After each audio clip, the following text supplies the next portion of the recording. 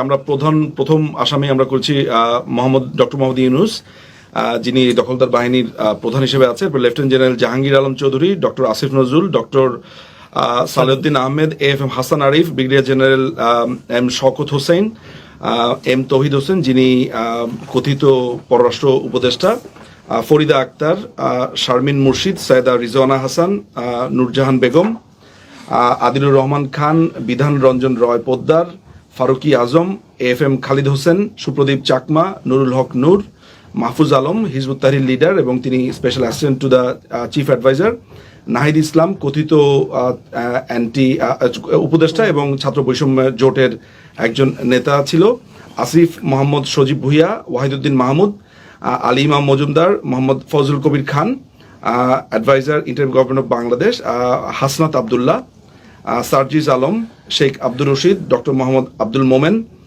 Secretary public security home ministry MD Moshiur Rahman, secretary home ministry MD Jasimuddin, brigadier general Hasan Nasir, lieutenant colonel Hasinur Rahman, captain Shuvo Afridi. আপনারা জানেন যে তিনি কিছুদিন আগে তার পিস্তল এবং বিভিন্নভাবে তিনি ফেসবুকে দিয়ে তিনি বলেছেন যে তিনি একজন স্নাইপার হিসেবে কাজ করেছেন এবং ওপেনলি তিনি সেটা স্বীকার করেছেন।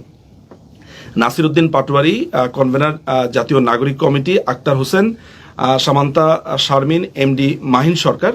আপনারা জানেন যে কিছুদিন আগে মাহিন সরকার বাংলাদেশ আওয়ামী লীগ সহ বিভিন্ন নেতৃবৃন্দর বিরুদ্ধে মামলা করেছে। ছাত্র বৈষম্য জোটের একজন নেতা আব্দুল কাদের, আবু বকর মজুমদার, আব্দুল হান্নান মাসুদ, আদনান আবির, জামান মৃধা, এমডি সোহাগ মিয়া, নুসরাত তাবাসসুম, রাফিয়া রেহনুমা রিদি, আরিফ সোহেল, জাহাঙ্গীরনগর ইউনিভার্সিটির একজন ছাত্র নেতা যিনি বৈষম্য বিরোধী জোটের। আপনারা জানেন যে কিছুদিন আগে ছাত্রলীগের একজন নেতাকে পিটিয়ে মারবার জন্য তার ব্যাপারে স্পষ্ট অভিযোগ আছে, সেগুলো ভিডিও ফুটেজ রয়েছে, আমরা সেগুলো জমা দিয়েছি। এভাবে আসলে ৬২ জন আছে। If you want me to read this out আমি এটা বলতে পারি। ডক্টর মোহাম্মদ ইউনুস সহ ৬২ জনের বিরুদ্ধে যারা মানবতা লঙ্ঘনকারী, মানবতা বিরোধী কাজের সাথে জড়িত বাংলাদেশে, এবং বিশেষ করে আমি একজন ভিকটিম, আমার বাড়িঘর জ্বালিয়ে দেওয়া হয়েছে এবং আমি নির্বাচিত মেয়র, আমাকে সেখান থেকে তারা জোর করে সরিয়ে দিয়েছে এবং আমি সহ বাংলাদেশের হাজার হাজার আমাদের নেতাকর্মীর উপর তারা আক্রমণ করেছে, নির্যাতন করেছে।